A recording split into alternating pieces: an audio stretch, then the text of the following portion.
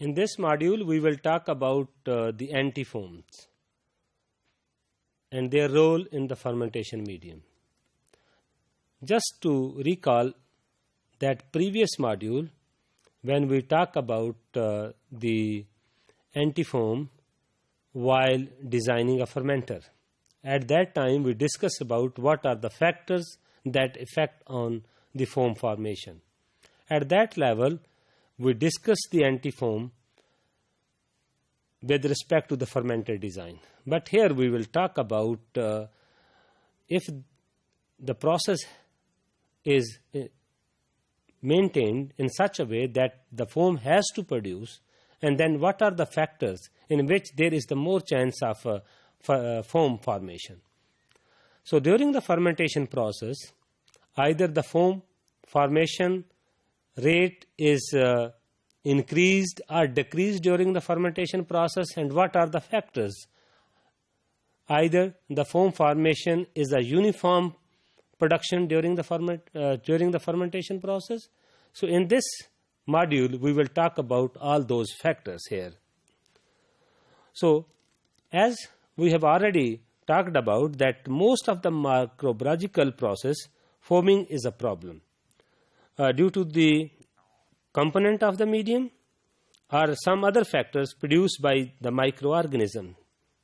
So as concerned the medium, the protein part of the medium is the main cause of the foam formation, in which the corn steep liquor and different meals, soybean meal, yeast extract and meat extract, these are different protein source that is mostly used in the fermentation media just for the nitrogen source. So the nitrogen sources are mostly help to produce the foams. So then these proteins may denature at the air broth interface and form a skin which does not rupture rapidly. So that's why there will be a more foam. The foaming can cause the removal of the cells from the medium and then lead to the autolysis and further release of the microbial cell protein that will probably increase the stability of the foam. So these are the different factors by which we can say that the foam exists and how that form. But actually when we say that if there is uncontrolled process, then there is numerous change may occur and the physiological and biological problems may be created during the fermentation process. Ultimately, when there will be a more foam, then what happen that cause the reduction of the working volume of the fermenter, because there is a continuous column and then that can be, the foam can be released by the exhaust valves. So that ultimately effect on different sensors and the electrode fixed on the top plate. So on the other hand, the biological problems include the depositions of the cells on the upper part of the fermenters. So these are the different reasons that how the foam is produced and what foam can do when that is present in the fermentation process. In both ways, foam has to be controlled. Here you can see that Hall et al. In 1973 recognized 5 different patterns of foam formation during the fermentation process. As reported by Hall et al., that foam remains at constant level throughout the fermentation process.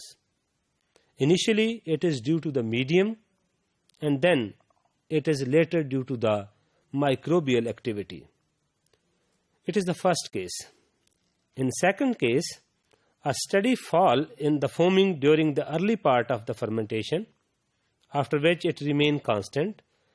Initially, it is due to the medium, but there is no later effect caused by the microorganism. In third case, the foaming falls slightly in the early stage of the fermentation and then rises. There are very slight effects caused by the medium, but the major effects are due to the microbial activity. In fourth case, the fermentation has a low initial foaming capacity, which rises. These effects are due to solely to the microbial activity. So these 4 cases you can see.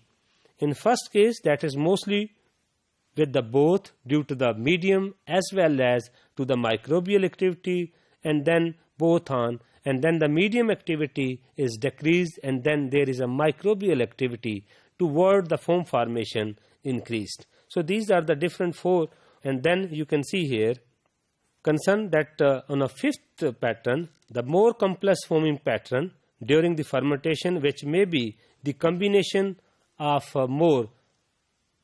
one or more of the previously described pattern.